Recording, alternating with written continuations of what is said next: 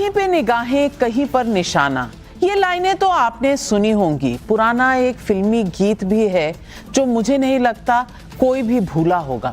लेकिन क्या कांग्रेस के भीतर भी ऐसा ही चल रहा है? कांग्रेस अध्यक्ष मल्लिकार्जुन खड़गे ने कहा है कि एक सड़ा आम टोकरी के सभी आम को खराब कर देता है, उससे पहले उसे बाहर फेंको। खड़गे साहब खुलकर क्यों नहीं बोलते? किसे सड़ा हुआ आम बता रहे हैं? आखिर खड़गे जी ने क्यों कहा कि पूरा डिब्बा सड़ने से पहले खराब आम को तुरंत हटा दें? क्या खड़गे का निशाना राहुल गांधी पर है, या गांधी नेहरू परिवार पर है, या अपनी ही पार्टी में किसी और पर है, जैसा बीजेपी आरोप लगा रही है? खड़गे ने किस संदर्भ में क्या कहा, कहां कहा, इसकी चर्चा आगे करूंगी। लेकिन पहले नरेंद्र मोदी विरोधियों की हार की हताशा समझिए। उपराष्ट्रपति चुनाव का रिजल्ट डिक्लेयर हुए 48 घंटे हो गए, लेकिन आफ्टर शॉक है कि बस जाता ही नहीं, रोज कंपकपी चल रही है सब जगह। मोदी विरोधी 14 सांसदों ने एनडीए उम्मीदवार के पक्ष में क्रॉस वोटिंग की। ये सांसद कौन है इसका भी पता कमोबेश चल ही गया है। चर्चाएं तो बहुत हैं, लेकिन एक नया शिगुफा सामने आ गया कि मोदी ने सांसदों को खरीद लिया। रेट भी वही लोग बता रहे हैं जो मोदी विरोधी हैं, 15 से 20 करोड़ प्रति सांसद। ये शगुफे वाला दावा ममता बनर्जी के भतीजे अभिषेक बनर्जी ने किया है। मतलब हद है भाई, हार जाओ तो कुछ भी बोलकर निकल जाओ। भाई उन सांसदों से पूछो कि क्यों उन्होंने मोदी के कैंडिडेट को वोट दिया। आफ्टर ऑल कॉन्शियस वोटिंग थी, तो किसी ने आत्मा की आवाज भी तो सुनी हो सकती है कि सब कुछ खरीद फरोख्ती है।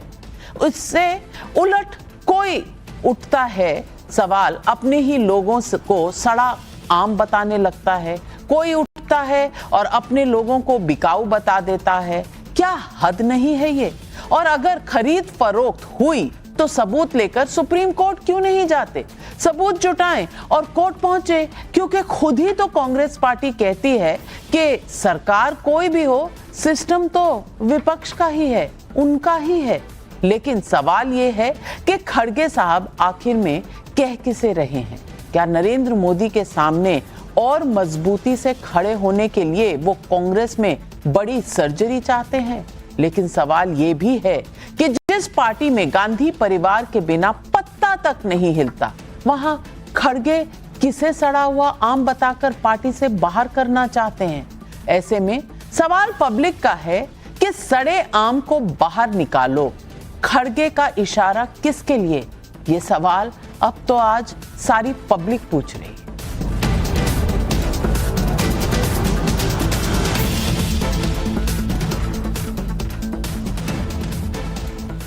सबसे पहले सुन लें कि कांग्रेस अध्यक्ष मल्लिकार्जुन खड़गे ने गुजरात के जूनागढ़ में जिला कांग्रेस अध्यक्षों के प्रशिक्षण शिविर में कहा क्या है।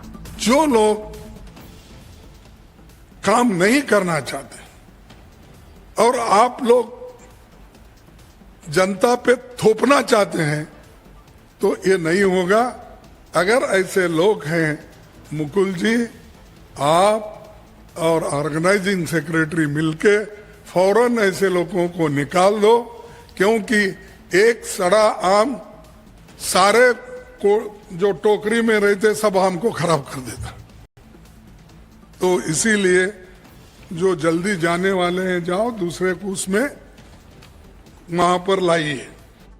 हो सकता है खड़गे जी का बयान पार्टी के कार्यकर्ताओं और ऐसे नेताओं के लिए हो जो काम नहीं करना चाहते और सिर्फ मलाई काटना चाहते हैं। लेकिन अगर ऐसा है तो फिर सीधा सवाल दिल्ली दरबार पर भी उठेगा, क्योंकि बीजेपी कह रही है कि वो तो राहुल गांधी हैं जो 90 से ज्यादा चुनाव हारकर भी पार्टी के पोस्टर बॉय बने घूम रहे हैं। सुनिए शहजाद पूनावाला का ये बयान। अब मैं समझ नहीं पा रहा हूँ खड़गे जी इशारों में किसकी तरफ ये इंडिकेट कर रहे हैं, और अगर ये इंडिकेट कर रहे हैं तो मैं समझूंगा कि ये बहुत ही बहादुरी का काम वो कर रहे हैं कि जो 99 चुनाव हारता है और चुनाव हारने के बाद भी वाइस प्रेसिडेंट इलेक्शन से लेकर सारे चुनावों पर सवाल खड़े कर देता है और अपने भीतर अपनी अंतरात्मा के प्रति देखने का साहस नहीं करता तो उनको जिस प्रकार से आज खड़गे जी ने वर्णन किया है, मुझे लगता है ये वाकई बहादुरी का काम है। शाम या रात होते होते उनके लिए कोई राजन्ना जैसा फतवा जारी ना हो जाए पार्टी से।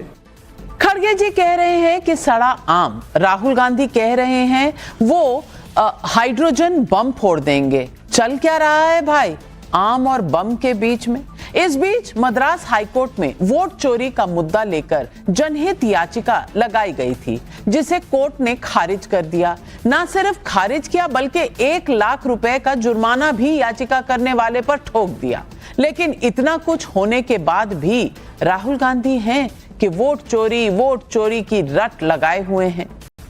हिंदुस्तान के युवा आप अच्छी तरह सुनिए, सच्चाई है कि वोट चोरी करके सरकारें बन रही हैं। हम गारंटी करके आपको प्रूफ देने वाले हैं। बीजेपी के लोग एजिटेट हो रहे हैं, मैं उनसे कहना चाहता हूं आप एजिटेट नहीं होइए, क्योंकि हाइड्रोजन बम जब आएगा सारा का सारा साफ हो जाएगा।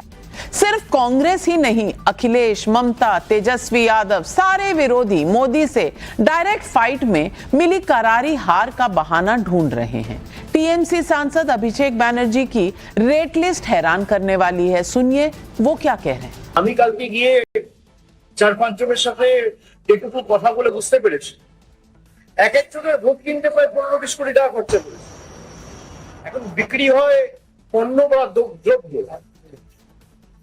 তাই যারা ভোটে নির্বাচিত হয়ে জনপ্রতিনিধি হয়ে মানুষের কথা বলার জন্য পার্লামেন্টে গিয়ে মানুষের আবেগকে বিক্রি করতে চাইছে, তারা হয়তো বিক্রি হতে পারে, কিন্তু মানুষের আবেগ তো বিক্রি হয় না। जनप्रतिनिधि बिक्री होते पाए, जनता बिक्री हुए। ऐसे में सवाल पब्लिक का उठ रहा है। सवाल नंबर 1, क्या सड़े आम को बाहर निकालो की बात कहकर खड़गे ने गांधी परिवार के खिलाफ मोर्चा खोल दिया, जैसा बीजेपी आरोप लगा रही है? सवाल नंबर 2, मोदी से सीधी लड़ाई में हार के फ्रस्ट्रेशन में विरोधी पार्टियां अपने ही सांसद को बिकाऊ और कार्यकर्ता को सड़ा आम बता रही हैं। सवाल नंबर 3, उपराष्ट्रपति चुनाव में क्रॉस वोटिंग के लिए 20 करोड़ में सांसदों को खरीदने के आरोपों में कितनी सच्चाई है? ये सवाल आज पब्लिक पूछ रही है और इन सवालों का जवाब देने के लिए आज हमारे साथ जुड़ रहे हैं बीजेपी के राज्यसभा के सांसद और राष्ट्रीय प्रवक्ता सुधांशु त्रिवेदी जी, हर्षवर्धन त्रिपाठी जी वरिष्ठ पत्रकार, अनुराग भदौरिया समाजवादी पार्टी के प्रवक्ता हमारे साथ हैं, ऋतुराज झा पूर्व एमएलए और राष्ट्रीय प्रवक्ता हैं आम आदमी पार्टी के, शुभांकर भट्टाचार्य जी तृणमूल कांग्रेस के सपोर्टर हैं। लेकिन मेरा पहला सवाल जाता है तहसीन पूनावाला जी को, जो मेरे साथ स्टूडियो में हैं। कि इतनी बड़ी नमस्कार आपने किसको की? खड़गे जी को कि राहुल गांधी को? जनता को, देश की जनता को। जनता को, पब्लिक तो सबकी बॉस है, लेकिन ये खड़गे जी को किससे प्रॉब्लम है? तहसीन पूनावाला जी, ये सड़ा हुआ आम कांग्रेस में है कौन? लोग दूरबीन लेकर निकल गए ढूंढने के लिए कि खड़गे जी का इशारा किस तरफ है। थैंक यू नाविका जी, आपके साथ शो में मुझे शिरकत करने का मौका मिला। हर एक पॉलिटिकल पार्टी अपने भीतर देखिए कि उसको किस तरह से आगे के चुनाव में परफॉर्म करना चाहिए। और गुजरात एक ऐसा राज्य है जो राहुल गांधी जी ने टारगेट सेट किया था। उन्होंने पार्लियामेंट में भी कहा था कि गुजरात का चुनाव कांग्रेस जीत सकती है। लेकिन कई ऐसे गुजरात के कांग्रेस के नेता है जिसके बारे में आदरणीय राहुल गांधी जी विपक्ष के नेता ने भी कहा था और अब खड़गे जी ने भी कहा था, जो क्योंकि वो सत्ता में नहीं है वो पॉलिटिकल पार्टी बीजेपी के इतने करीब है। आप देखिए हार्दिक जी, बाकी जो अल्पेश ठाकुर, सब ने बीजेपी जितने भी कांग्रेस के नेता इनको लेने की कोशिश करती है। इसलिए राहुल गांधी जी का एक मंत्र है, डरो मत और बीजेपी के सामने झुकना नहीं है। और जिन लोगों को बीजेपी ज्वाइन करनी है उनके लिए रास्ता खुला है, वो जा सकते हैं, बीजेपी ज्वाइन कर सकते हैं, उसमें कोई गलत बात नहीं। लेकिन कांग्रेस में रहकर बीजेपी का काम नहीं कर सकते। अब बीजेपी कितने सारे आरोप लगाती थी और जिन लोगों पर आरोप लगाती थी, एग्जाम्पल हिमंता बिस्वा शर्मा जी, वो आज बीजेपी में मुख्यमंत्री है। ज्योतिरादित्य सिंधिया जी, वो आज बीजेपी में है। तो बीजेपी का तो ये सिस्टम ये कि उनके पास तो टैलेंट है, एक दो टैलेंटेड लोग हैं सुधांशु जी जैसे, बाकी तो है नहीं टैलेंट। तो कांग्रेस से इंपोर्ट करना चाहती है, तो जिनको जाना है वो चले जाए। तो खड़गे जी ने अच्छी बात की, पूरी तरह से हम उनका समर्थन करते हैं इस बात में। लेकिन खड़गे जी को रोक कौन रहा है? सड़ा हुआ आम है तो निकाल के बाहर कर दो। हाँ। खड़गे जी ये कह किसको रहे हैं सुधांशु त्रिवेदी जी? मैं यही पूछना चाहती हूँ, खड़गे जी तो पार्टी प्रेसिडेंट हैं, अब सड़ा हुआ आम उनको दिख रहा है, निकाल नहीं पा रहे, क्योंकि गांधी परिवार से पूछे बिना किसी को निकाल नहीं सकते, किसी को ले नहीं सकते। और दूसरा, तहसीन पूनावाला जी कहते हैं कि आप कांग्रेस के नेताओं को ले जाते हैं, ये नहीं मान रहे कि कांग्रेस के नेता खुद कांग्रेस से दुखी होकर आपके पास चले जाते हैं। देखिए, पहली बात हम ये कहना चाहेंगे, खड़गे जी यद्यपि कांग्रेस के अध्यक्ष हैं और नेता प्रतिपक्ष राज्यसभा हैं, पर सबने वो उनका वीडियो देखा है कि उनके अपने राज्य कर्नाटक में मुख्यमंत्री बनने की बात आई तो उनके मुंह से क्या निकला, ये हाईकमान तय करेगी। यानी राष्ट्रीय अध्यक्ष और नेता प्रतिपक्ष से ऊपर भी कोई हाईकमान है? देखिए, जब सत्ता में होते हैं तो प्राइम मिनिस्टर हाईकमान होता है, जब आप सत्ता में नहीं होते तो राष्ट्रीय अध्यक्ष सर्वोच्च पद है। मगर इसके ऊपर कौन हाईकमान है? तो जब उनकी बेबसी अपने राज्य में इतनी है तो इस दूसरे राज्य में क्या स्थिति होगी, ये भली भांति समझा जा सकता है। जहां तक गुजरात की बात है तो ये एक ऐसा राज्य है नाविका जी, देश के लोगों को समझना चाहिए कि जब से राहुल गांधी जी बालिग हुए हैं, यानी वोट डालने की उनकी उम्र आई, 1970 की उनकी पैदाइश 88 में आई, उसके बाद से कांग्रेस की कभी सरकार ही नहीं बनी। 89 में चिमन भाई पटेल को बीजेपी के सपोर्ट से सरकार बनी थी। उसके बाद चिमन भाई पटेल जनता दल के थे, जनता दल पूरी लेकर कांग्रेस में चले गए थे, मतलब उन्होंने अपनी पार्टी का विलय कांग्रेस में कर दिया था। कांग्रेस चुनाव नहीं जीती है जब से राहुल गांधी ने वोट डालने का अधिकार प्राप्त किया 1989 95 से लगातार भारतीय जनता पार्टी जीत रही है। तो मुझे लगता है कि उस राज्य में कितनी सड़ांध कांग्रेस पार्टी के अंदर आ चुकी है और अपने नेताओं को अपमानित करने में कांग्रेस के नेताओं को जरा भी गुरेज नहीं होता। राहुल गांधी जी जाके गुजरात में क्या बोले थे कि गुजरात कांग्रेस में दो प्रकार के लोग हैं, एक वो है कांग्रेस जो बीजेपी के साथ है, एक कांग्रेस जो कांग्रेस के साथ है। तो अपने नेताओं के बारे में कोई ऐसा बोलता है? और तहसीन भाई युवा और प्रबुद्ध हैं, मगर आप कह रहे हैं कि हम आपके लोगों से टैलेंट एक्सपोर्ट करते। नहीं साहब, आपके यहां टैलेंट को तो रहने ही नहीं दिया जाता है। मैं आपको याद दिलाना चाहता हूं, हमारी सरकार आने से पहले जब मोदी जी और अमित शाह जी का कोई राजनीति में नाम नहीं था, मैं 14 से पहले की बात, 1998 से पहले, ये एनडी तिवारी ने कांग्रेस क्यों छोड़ी थी, अर्जुन सिंह ने कांग्रेस क्यों छोड़ी थी, ये शरद पवार ने एनसीपी क्यों बनाई थी, ये ममता बनर्जी ने कांग्रेस क्यों छोड़ी थी, ये मतलब मोदी जी और उनकी वजह से आने में क्या भविष्य में ये आएंगे इसलिए हम अभी से छोड़े दे रहे हैं। ये प्रणब मुखर्जी जी ने भी 1980 के दशक में एक बार कांग्रेस छोड़ी थी। और आइए 1970-77 के दशक में ये बाबू जगजीवन राम, देवराज अरस, इन्होंने 70 के दशक में ब्रह्मानंद रेड्डी क्यों कांग्रेस छोड़ी थी? भाई ठीक है, आपके जन्म से बहुत पहले की बात है, ये बताइए 1967-68 में, तब तो अटल जी भी भाजपा के अध्यक्ष नहीं बने थे भाई, 68 में बने हैं दीनदयाल जी की हत्या के बाद। ये बताइए निजलिंगप्पा, कामराज, चौधरी चरण सिंह, चंद्रशेखर, नीलम संजीव रेड्डी, मोरारजी देसाई, ये काहे छोड़े थे भाई? हकीकत यह है कि कांग्रेस किसी को बर्दाश्त नहीं कर सकती। जो भी व्यक्ति थोड़ी भी समझ वाला होगा या जनाधार वाला होगा, आज आप देख लीजिए उत्तर से दक्षिण तक, मैं छोटे नेताओं की बात नहीं कर रहा हूं, गुलाम नबी आजाद साहब जम्मू कश्मीर के सीएम रहे, बाहर। कैप्टन अमरिंदर सिंह पंजाब के सीएम रहे, बाहर। विजय बहुगुणा जी उत्तराखंड के सीएम रहे, बाहर। एसएम कृष्णा कर्नाटक के सीएम रहे, बाहर। आपके आंध्र के सीएम वो बाहर रह चुके हैं, बहुत सारे लोग बाहर हो गए। वो उसका कारण ये, और ये मैं सब प्रमाण बोल रहा हूं, पीवी नरसिम्हा राव ने किताब लिखी द इनसाइडर, जिसका हिंदी अनुवाद भी अवेलेबल है अंतर्गाथा के रूप में, जिसमें उन्होंने कहा कि नेहरू जी के एरा के बाद कांग्रेस में चाटुकारिता ऐसी बढ़ी इंदिरा जी के एरा में कि पहले लोग इंदिरा जी की निकटता पाने के लिए ये कहते थे कि हम नेहरू के बहुत नजदीक थे, बाद में वो कहने लगे इंदिरा जी से कि आप तो नेहरू से भी महान हैं। फिर उन्होंने कहा राजीव गांधी का एरा आया तो लोग राजीव गांधी को इंदिरा जी से महान बताने लगे, और इस कारण से कैसा पतन हुआ कांग्रेस के अंदर, ये कांग्रेस के किसने लिखा है? तहसीन भाई, प्रधानमंत्री और अध्यक्ष रहे पीवी नरसिम्हा राव ने, और डॉक्टर मनमोहन सिंह ने। लेकिन सुधांशु त्रिवेदी जी, सड़ा हुआ आम है कौन? आपके हिसाब से सड़ा हुआ आम है कौन? मैं नाविका जी इसके लिए एक ही पंक्ति कहना चाहता हूं, राज की बात कह दूं तो जाने महफिल में फिर क्या हो, इशारों को अगर समझो राज को राज रहने दो। दिल से हर कांग्रेसी को पता है कि सड़ा हुआ आम कौन है जिसने काम तमाम करके पार्टी का रख दिया है। मैं पूछना चाहती हूँ तहसीन भाई, क्योंकि मैंने जो साउंड बाइट प्ले करी थी खड़गे जी की, उसमें उन्होंने साफ शब्दों में कहा जो लोग काम नहीं करते, अब इस चुनाव के बाद कह रहे हैं जो उपराष्ट्रपति का जो चुनाव हुआ था उसमें काम कौन नहीं कर रहा था, वो तो सारी दुनिया ने देख लिया। वो मलेशिया की थोड़ी बहुत पिक्चर्स आई थी, आम आदमी पार्टी ने भी ट्वीट कर दी, बीजेपी ने भी, तो कहीं इशारा उस तरफ तो नहीं था। अगर आपका इशारा है कि माननीय मेरा नहीं, अगर आप यहाँ पर कोई दरार ढूंढने की कोशिश कर रहे हैं नाविका जी, तो मैं आपको बता दूं कि आप बिल्कुल गलत रास्ते पे चल रहे हैं। खड़गे जी और बाकी जितने भी कांग्रेस नेता है सब के सब राहुल गांधी जी के नेतृत्व में बिल्कुल काम कर रहे हैं, और राहुल गांधी जी के नेतृत्व में कांग्रेस 2029 का चुनाव जीतने वाली है, और अभी यही तो गुजरात का चुनाव जीतने वाली है। यही तो सवाल है। और अभी आप मुझे कहोगे कि राष्ट्रीय अध्यक्ष खड़गे जी अध्यक्ष हर्षवर्धन त्रिपाठी जी, आपने कह दिया, आपने तो कह दिया तहसीन पूनावाला जी, और आपने अगर सुना हो ध्यान से हर्षवर्धन त्रिपाठी, तो तहसीन भाई क्या कह गए?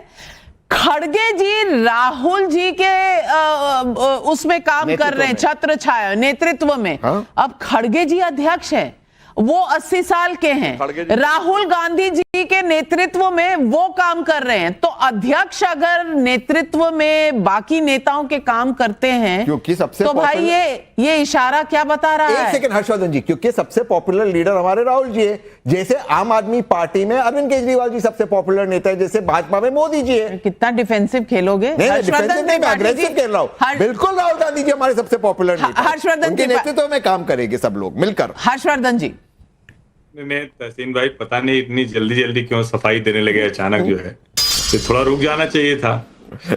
सड़े हुए आमों की बात हो रही है ना, तो टेंशन सबकी बड़ी हुई है। आ रहा हूं इसमें कोई दिक्कत नहीं है कि अगर आपका कोई नेता सबसे लोकप्रिय हो, लेकिन लोकतांत्रिक पार्टियों का एक सलीका होता है, एक तरीका होता है कि जब आप सरकार में नहीं है तो राष्ट्रीय अध्यक्ष ही आपका सबसे बड़ा नेता होता है।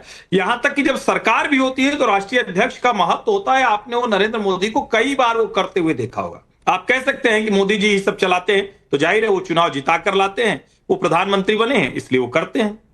लेकिन उसके बावजूद जब आप बिना सत्ता के लगातार बाहर होकर कहते हैं कि सब राहुल जी तय करेंगे, तो फिर क्यों चुनाव हारने के बाद राहुल गांधी को अध्यक्ष पद से हटना पड़ा था? क्यों राहुल गांधी गायब हो गए थे, भाग खड़े हुए थे? अब काम छोड़कर भाग जाना, मैं इसको फिर से दोहरा रहा हूं तहसीन भाई, काम छोड़कर, एक काम मिला था उसमें हार गए 2019 का लोकसभा चुनाव, फिर काम छोड़कर भाग गए, फिर दोबारा पद पर नहीं आए और राइडर लगा दिया कि गांधी परिवार का कोई नहीं होगा जिससे गलती से प्रियंका ना बन जाए। चल क्या रहा है पार्टी में सर? असली मुश्किल तो कहीं और है ना, उसकी बात क्यों नहीं कर रहे हैं?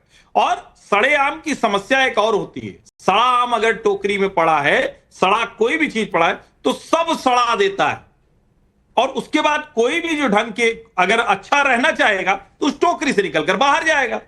कांग्रेस पार्टी के सारे बड़े नेता क्या सड़ने से बचने के लिए बाहर चले जा रहे हैं? मैं तो कह रहा हूं आप भी भले व्यक्ति हैं तहसीन भाई, सोच लीजिए। तहसीन भाई, आपके दोस्त हिदायत दे रहे हैं आपको। लेकिन अनुराग भदौरिया जी, ये जो स्टेटमेंट है खड़गे जी का, इसको आप कैसे देखते हैं? क्या ये बौखलाहट है, चिंता है इस बात की कि एक चुनाव है उपराष्ट्रपति का? नंबर ठीक है बीजेपी के ज्यादा थे पहले भी, लेकिन कम से कम 322 तो आने चाहिए थे जितने ऑपोजिशन के नंबर थे। 322 में से फिर 315 ने आकर वोट दिया, 315 में से 300 बोर्ड पर आए। अब ये बौखलाहट है या ये कहीं ना कहीं ये टेंशन है इस बात की कि इस तरह से भाई लड़ते रहे तो पार्टी छोड़िए कोalition कभी सत्ता में नहीं आ सकती? क्या इसलिए सड़े हुए आम ढूंढे जा रहे हैं? और ये सड़े हुए आम सिर्फ कांग्रेस के हैं या इंडिया गठबंधन के भी? सड़े हुए आम का तो पता नहीं, जब से सड़ी हुई बातें होने लगी है, चाहे टीवी डिबेट पे हो, चाहे प्रवक्ता महोदय के माध्यम से हो या भारतीय जनता पार्टी के नेताओं के माध्यम से हो, तब से समाज में एक माहौल ऐसा तो नफरत का तो पैदा हुआ है। कम से कम सड़ी हुई बातें तो नहीं होनी चाहिए, एक बात। दूसरी बात, पावर के पीछे बहुत आजकल आत्माएं भटकती हैं और पावर की तलाश में आत्माएं बदल भी जाती हैं। आजकल तो हमने उत्तर प्रदेश में देखा, जब राज्यसभा का चुनाव हो रहा था तो बहुतों की अंतरात्मा पावर के चक्कर में, लालच के चक्कर में बदल गई थी। आजकल आत्माएं जो हैं, भारतीय जनता पार्टी समझ गई है कि आत्माएं कब कब अंतर आत्माएं बदलती हैं और अंतर आत्मा को क्या क्या जरूरत पड़ती है, तो उसकी व्यवस्थाएं ये रखते हैं, इनके पास होता है और अंतर आत्माएं तुरंत बदलने लग जाती है। अब दिक्कत यह है कि सुधांशु जी अच्छी बात बोलते हैं, बीच बीच में भटक जाते हैं। कह रहे थे कि देखिए पार्टी छोड़ के तो भारतीय जनता पार्टी से तो सबसे बड़े नेता उत्तर प्रदेश के आदरणीय कल्याण सिंह जी गए थे। पार्टी छोड़ी थी भारतीय जनता पार्टी, जिन्होंने भारतीय जनता पार्टी को उत्तर प्रदेश में खड़ा किया था, और उनसे ज्यादा मजबूत नेता आज तक उत्तर प्रदेश में आप पैदा नहीं कर पाए। उन्होंने पार्टी छोड़ी थी और उनकी मदद करने का किसी ने बाद में, जब उनको आप नहीं पूछ रहे थे, तो यही समाजवादी पार्टी थी जो हमने इंसानियत के नाते, क्योंकि एक नेता के साथ अन्याय हुआ तो समाजवादी लोग है ना, समाजवादी लोग तो हर व्यक्ति को, पूरे समाज को, हर व्यक्ति को अपना मान के चलते हैं, क्योंकि हम सब हिंदुस्तानी हैं।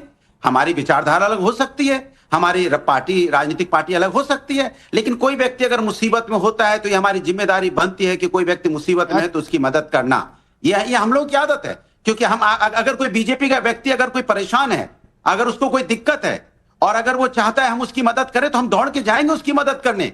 उसको अगर कहीं कोई व्यवस्था की जरूरत पड़ेगी, मान लो घर किसी को दिक्कत, आदमी को मेडिकल की दिक्कत हो सकती है, भैया हम बोलेंगे नहीं आप बीजेपी में तो हम आपकी मदद नहीं करेंगे, आप बीमार हो गए तो हम आपके साथ नहीं खड़े होंगे। समाजवादी पार्टी एक पॉलिटिकल पार्टी थी जिसकी आइडियोलॉजी है, ये यहां तक तो मुझे पता था। अनाथालय कब बन गई ये पता नहीं चला। सुधांशु त्रिवेदी जी जवाब दीजिए। अरे बात तो होने दीजिए सुधांशु त्रिवेदी, जवाब, बात ही पूरी नहीं हुई, जवाब किसका देंगे आप? गुरुजी 2.5 मिनट हो गए, 2.5 मिनट हो गए बोलते हुए, बोलने तो दीजिए, मेरी बात तो होने 2.5 मिनट हो गए। सुधांशु जी जवाब दीजिए। उपदेश नहीं है भाई साहब, 2.5 मिनट हो गए, अब जवाब ले लीजिए। अनुराग भदौरिया, सेकंड राउंड भी आएगा ना भाई, ना आप कहीं जा रहे हैं ना मैं कहीं। आप समाजवादी पार्टी नहीं छोड़ रहे, मैं नव भारत नहीं छोड़ रही, आऊंगी आपके पास। सुधांशु जी मेरी आवाज जाने दीजिए, थोड़ी 2 मिनट और बोल लूं तो मेरी नाविका जी देखिए, भदौरिया जी लगता तहसीन भाई को अपना मानने को तैयारी नहीं है। जो तहसीन भाई बोले उसको वो काउंट करने को अपने में तैयारी नहीं है। यही इंडी गठबंधन की समस्या। आप जवाब देता हूं। जो अनुराग भदौरिया जी ने बात कही, इन्होंने कहा कि आजकल बहुत सड़ांध वाली राजनीति हो गई। बिल्कुल सही बात है। भाषा की सड़ांध 2014 के चुनाव से पहले मोदी जी की बोटी बोटी काट डालूंगा बोलने वाले इमरान मसूद भदौरिया जी की पार्टी के थे। बाद में कांग्रेस ने अपनी पार्टी में लाके उनको उपाध्यक्ष बनाया, आज वो सांसद हैं। वहां से मोदी जी का नाम लेकर कब्र खुदेगी और शब्द बहुत घटिया हैं, पर बोलने के लिए इस प्रकार की मौत, हिटलर की मौत, कुत्ते की मौत से लेके मां की गाली तक के शब्दों में नाम लेके, कोई इनडायरेक्ट स्पीच नहीं कि कोई कहे कि इनडायरेक्ट पे नाम नहीं लिया गया है तो आपने समझ लिया। सीधे नाम लेके गाली बकने के बाद भी इनको सड़ांध नहीं, उसमें से खुशबू नजर आती है। ये अपने आप में समस्या है। और अभी स्वर्गीय कल्याण सिंह जी का नाम लिया तो भाई अनुराग भाई, हम आपसे बताना चाहते हैं, कल्याण सिंह जी ने पार्टी जरूर छोड़ी थी, मगर जब वापस आए थे पार्टी में, दिल्ली में उस प्रेस कॉन्फ्रेंस में मैं खुद था, उनसे पूछा गया कि आप भाजपा में वापस क्यों आए, तो उन्होंने जवाब दिया था सूरदास के उस पद के साथ कि मेरो मन अनत कहां सुख पावे, जैसे उड़ जहाज को पंछी फिर जहाज पर आवे। और मैं पूछना चाहता हूं, इतना अगर आपके दिल में हमदर्दी थी तो जब कल्याण सिंह जी की मृत्यु हुई उसके बाद अखिलेश यादव नहीं गए उनके घर पे, जबकि पूर्व मुख्यमंत्री थे और आपकी पार्टी में भी रहे थे। कम से कम शोक संवेदना व्यक्त करने जाना चाहिए, मगर मुख्तार अंसारी के घर पे गए मातम पुरसी के लिए। दर्शकों को समझना चाहिए, अखिलेश यादव जी मुख्तार अंसारी के घर पे गए मातम पुरसी के लिए, कल्याण सिंह जी के घर पे नहीं गए। और आज भदौरिया जी आकर यहां पर बोलने का प्रयास कर रहे हैं। और मैं एक और बात कहूंगा नाविका जी, ये राहुल गांधी जी को आम कहना ठीक नहीं है, क्योंकि वो कोई आम आदमी नहीं है, वो बहुत खासुल खुसूस है और वो खसखस वाले खुसूस हैं। वो तो एकदम सुपर, मतलब ब्लू ब्लड टाइप के लोग हैं, उनको आम से तुलना करना ठीक नहीं है। और वो ऐसे हैं कि चाहे कुछ भी करते रहें। देखिए कितने महान नेता हैं कि 14 का चुनाव डिफैक्टो, अभी बतौर तहसीन पूनावाला, वो बहुत लोकप्रिय नेता थे, कांग्रेस सबसे खराब स्थिति में आई, 19 में वो अध्यक्ष बने और खराब स्थिति में आई, अब इस बार वो नेता प्रतिपक्ष है। तो नेता का अंतर समझिए, हमारे नेता मोदी जी है 72 साल के सबसे ऊंचे मुकाम पे भारतीय जनता पार्टी, भारतीय जनसंघ से आज तक के जमाने में बैठी हुई है। और उधर नेता राहुल गांधी जी हैं 139 साल के सबसे निचले पायदान पर आज कांग्रेस बैठी हुई है। भाषा में भी और राजनीतिक शक्ति में भी, प्रभाव में भी, गुणवत्ता में भी। अनुराग जी काउंटर। देखिए सुधांशु जी, आपने सही बोला, सड़ी भाषा तो सड़ी है 2014 के बाद। विजय शाह ने क्या बोला था हमारी महिला सैनिक अधिकारी के बारे में, ये आतंकवादी की बहन है, तब आपके मुंह पे दही जम गई थी।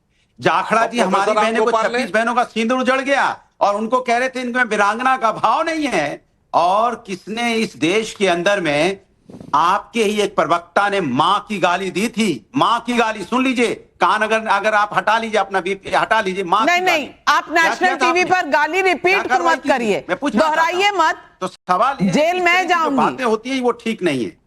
हेलो, हाँ, गाली इस तरह की- नेशनल इस टीवी तरह- पर दोहराइएगा मत, जिसने भी कही हो। गाली नहीं दौड़ाता हूं। फिर नाविका जी, आपके साथ दिक्कत है कि आप बीजेपी के रंग में इतना डूब गई हैं कि आप, मैं बोलता हूं आपको दिक्कत होती। मैं आपकी तरह नहीं हूं कि जो मैं गाली देने लग जाऊंगा, ना मैं बीजेपी की तरह हूं जो गाली बोलने लगूंगा। मैं अनुराग याद दिला रहा भदौरिया हूं जी, आपकी आप गाली जानते दी थी, हैं, बस। आप जानते हैं कि मैं गाली गलौज नहीं करती, लेकिन अरे तो मैं लेकिन नहीं बोल रहा हूं आपकी गाली। सोच इतनी नीची है तो मैं उसका कुछ नहीं कर सकती। मैं सिर्फ हिदायत दे रही हूँ। नेशनल टीवी पर दोहराइएगा मत अनपार्लियामेंट्री वर्ड। कब बताई मैंने गाली कभी दी ही नहीं, आज तक नहीं दी है। बहुत मैं गाली मेहरबानी है, दौड़ाता हूं, आप अपनी बात पूरी करें। मेहरबानी नहीं है, ये मेरे संस्कृति संस्कार है, बीजेपी की तरह नहीं है। I am impressed, thank you, make your point. अच्छा, मेरी बात हाँ, तो सवाल उठता है कि विजय जाखड़ा जी को आपने पार्टी से नहीं निकाला, सॉरी विजय शाह को, जाखड़ा जी को आपने पार्टी से नहीं निकाला।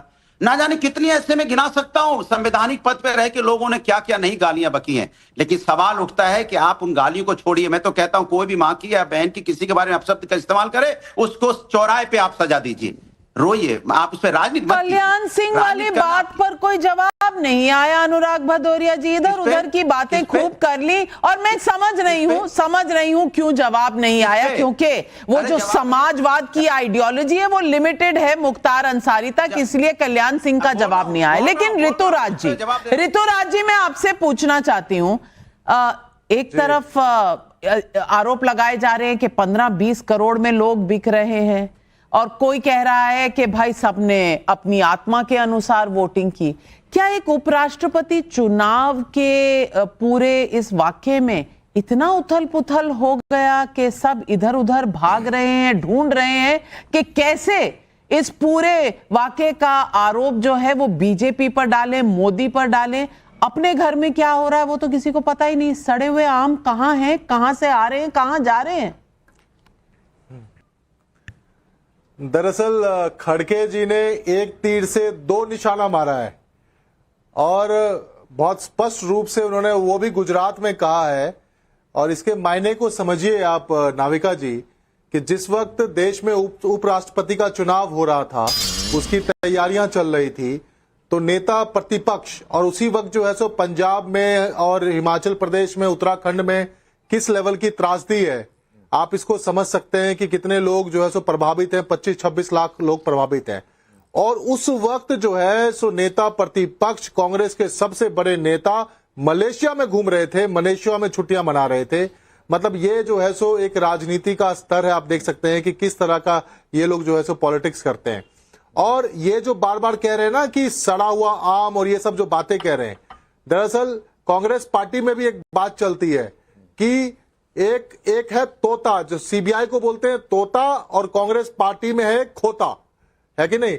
तो सीबीआई ईडी तोता है और कांग्रेस पार्टी में एक खोता है। तो वो चीज उन्होंने साबित कर दिया है। रही बात क्रॉस वोटिंग की, अब क्रॉस वोटिंग मुझे तो नहीं लगता कि आपको किसी को खोता कहना चाहिए। पंजाब में आपकी सरकार है, मैं जानती हूँ, और ये खोता शब्द पंजाबी में ही कहा जाता है, जानवर का नाम। पर इस लेवल पर ना जाए ना ऋतुराज जी, आप अपना स्तर तो ठीक रखें।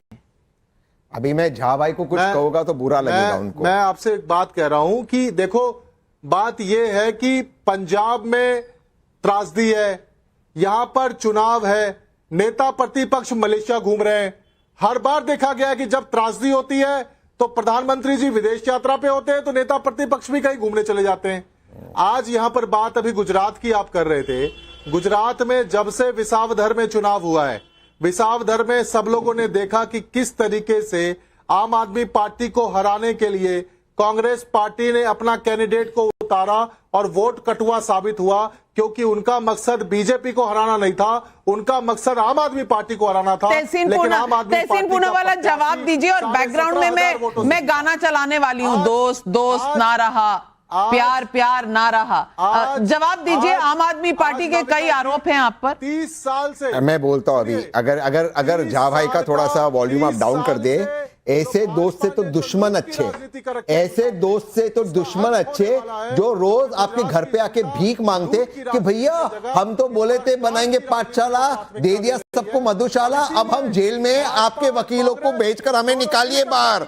सोनिया, आदरणीय सोनिया जी को बुलाकर रैली कीजिए। अरे मैं गया था 2 बड़े नेताओं को लेकर स्वर्गीय एक कांग्रेस के स्वर्गीय नेता के पास कि इनका गठबंधन करा, और नेता ने ये कहा था कि इन पे कोई भरोसा नहीं कर सके। आप साहब पे भरोसा किया, आप साहब पे, कांग्रेस की गलती थी, इन पे भरोसा किया, भरोसा कर लिया इन पे।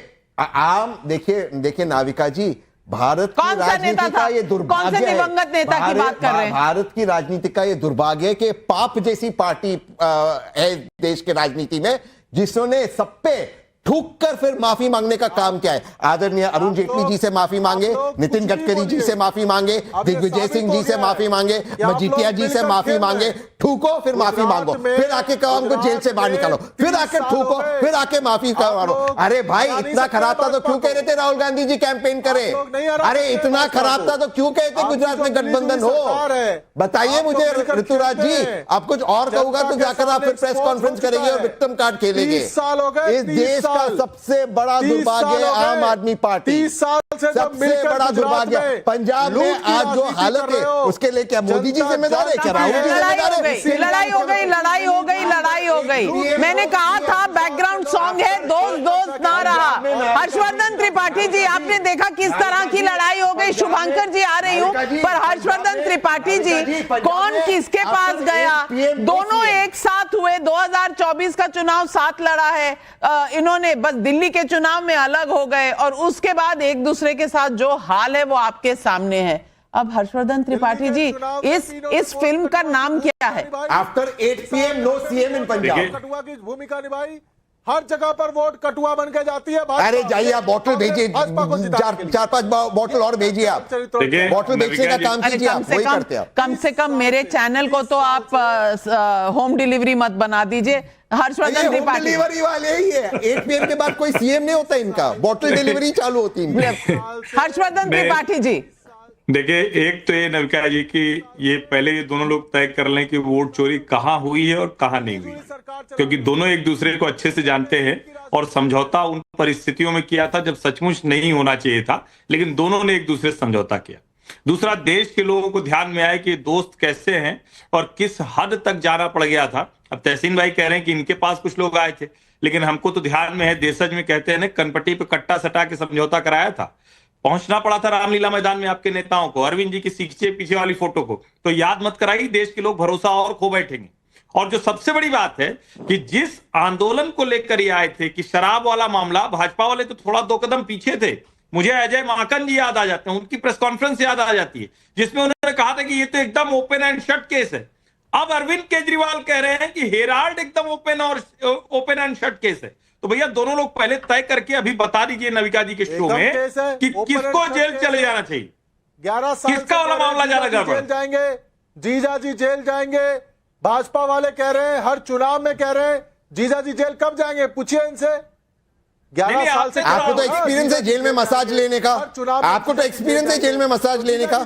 कौन सा मसाज लिया, कौन सा एंडिंग में आपको क्या सुख मिला वो आपको पता है, वो तो आपको पता है। सुधांशु त्रिवेदी जी, सुधांशु त्रिवेदी जी, आप बहुत मुस्कुरा रहे हैं। सुधांशु त्रिवेदी जी मजे ले रहे हैं, मुस्कुरा रहे हैं कि सड़े हुए आमों का पूरा यहाँ बागीचा खुल गया है। आप क्या बोलेंगे इस पर? भाई हम तो सिर्फ हमारी स्थिति में इस समय जिसे कहता हूं ना, दृष्टा भाव से, तटस्थ भाव से देख रहा हूं। जिसे कहा गया, राम झरोके बैठ के सबका मुजरा ले, जैसी जिसकी करनी वैसा उसको दे। तो ये इंडी गठबंधन के दलों के बीच में जो तकरार नजर आई नाविका जी आपके कार्यक्रम में, उससे इनके बीच की दरार कितनी चौड़ी थी वो एकदम साबित हो गई। तो मुझे, और ये बात छोड़िए, जब गठबंधन में ये थे तब की बात कह रहा हूं, 2023 के छत्तीसगढ़ गठबंधन में गठबंधन में रहते हुए केजरीवाल जी ने जाकर यह कहा कि भूपेश बघेल देश के सबसे भ्रष्ट मुख्यमंत्री हैं, और गठबंधन में रहते हुए भगवंत मान जी ने कहा कांग्रेस पार्टी को कि कांग्रेस पार्टी भ्रष्ट पार्टी है। अब देखिए, ये तो गठबंधन में रहते हुआ, तो अलग होने के बाद ये होना स्वाभाविक है। तो इंडी गठबंधन के लिए मैं एक पंक्ति कहना चाहूंगा कि इस गठबंधन में नहीं दिखती किसी को कोई दरार। वैसे वो असली शेर है कि इस घर में नहीं दिखती किसी को कोई दरार, क्योंकि हर दीवार पे चिपके हैं मोदी विरोध के इश्तेहार। पर इस सिरे से उस सिरे तक सब शरीके जुर्म हैं, इस सिरे से उस सिरे तक सब शरीके जुर्म हैं। कोई तो जमानत पर रिहा है और कोई है फरार। इनकी पार्टियों के चीफ जो हैं सब दोनों ही जमानत पे चल रहे हैं। और मजे की बात यह है कि दोनों एक दूसरे के सपोर्ट से सत्ता में आए। सत्ता की पहली दहलीज आम आदमी पार्टी को कांग्रेस ने पालकी ढोकर पार करवाई थी दिल्ली में। उसके बाद आम आदमी पार्टी ने इनका सत्ता का स्विच पंजाब से ऑफ कर दिया, गुजरात में इनका वोट हाफ कर दिया और दिल्ली में इनको साफ कर दिया। इसलिए मैं कहना चाहता हूं, वो एक अलग विषय है, परंतु आज के संदर्भ में मैं पुनः कहना चाहता हूं, जो कुछ हो रहा है इन दोनों पार्टियों को आत्मावलोकन करने की आवश्यकता है बजाय दोषारोपण करने की। लेकिन पब्लिक के इतने सवाल आ रहे हैं। लेकिन शुभांकर जी मैं आपसे पूछना चाहती हूं, 15-20 करोड़ में कौन बिका, पहले तो ये बता दीजिए, क्योंकि आज देश के लोग जानना चाहते हैं कि किस पार्टी के लोग 15 से 20 करोड़ में बिके। और आपकी पार्टी ने तो आम आदमी पार्टी पर ही इल्जाम लगा दिया कि यहीं से बिकते हैं सब लोग। कुछ खुलासा तो कीजिए।